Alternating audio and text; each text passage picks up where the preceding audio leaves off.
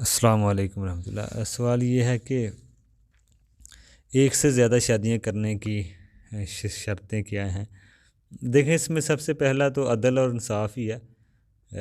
جیسے اللہ تعالیٰ نے فرمایا اگر تمہیں یہ خدشہ ہو کہ ان کے درمیان عدل نہیں کر سکتے تو پھر ایک ہی کافی ہے۔ تو اس سے ثابت ہو رہا ہے کہ تعداد زوجات کے لیے عدل شرط ہے، اور اگر آدمی کو پہلے ہی خدشہ ہو کہ وہ ایک سے زیادہ شادیاں کرنے میں عدل نہیں کر سکے گا تو پھر اس کے لیے ایک سے شادیاں زیادہ کرنی پھر جائز نہیں ہے، ٹھیک ہے نا۔ تو اپنی بیویوں کے درمیان جو نفقہ، کھانے پینے کا اور لباس اور رات بسر کرنے کی جو باری ہے اس میں عدل سے کام لے گا، ٹھیک ہے نا۔ ہاں، البتہ وہ محبت میں عدل کے بارے میں وہ مکلف نہیں ہے کہ محبت میں بھی وہ عدل کرے، نہ ہی اس سے کسی شوہر سے اس چیز کا مطالبہ ہے اور نہ ہی وہ اس کی سمجھنے طاقت رکھتا ہے۔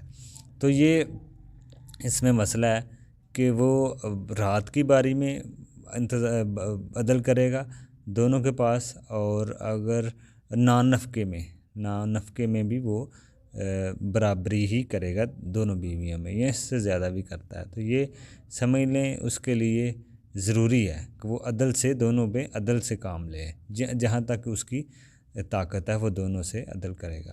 اب یہ بھی عدل نہیں کہ مطلب کہ بندہ یہ عدل شمار کرے گا کسی پہ کوئی خرچہ مطلب ضرورتوں کے حساب سے زیادہ آ رہا ہے اور دوسری پہ کم ہے تو بندہ یہ کہے اس میں عدل نہیں ہے، ٹھیک ہے نا۔ یہ عدل والا مسئلہ اس میں فرق ہو سکتا ہے، ٹھیک ہے نا۔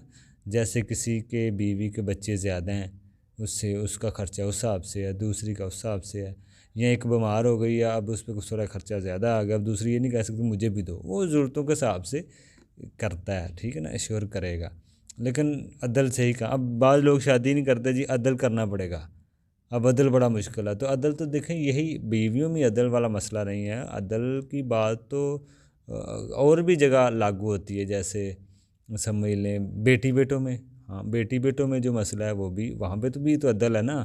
آپ بیٹی بیٹے میں فرق نہیں کر سکتے، جب ان کو دیں گے مال زندگی میں برابر والا اصول ہے۔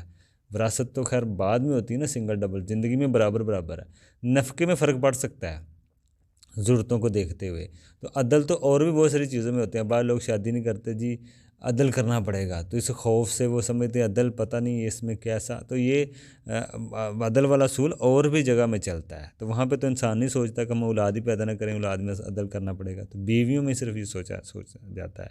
تو یہ اس میں مسئلہ ہے، بہرحال ان چیزوں میں ہی عدل ہے، باقی کوئی اتنا اس میں نہیں ہوتا۔ انسان اس چیز کا ڈر اور خوف لے کے پھرتا رہے، اس کے لیے یہ فیصلہ کرنا مشکل ہو دوسری شادی کا اس کے لیے۔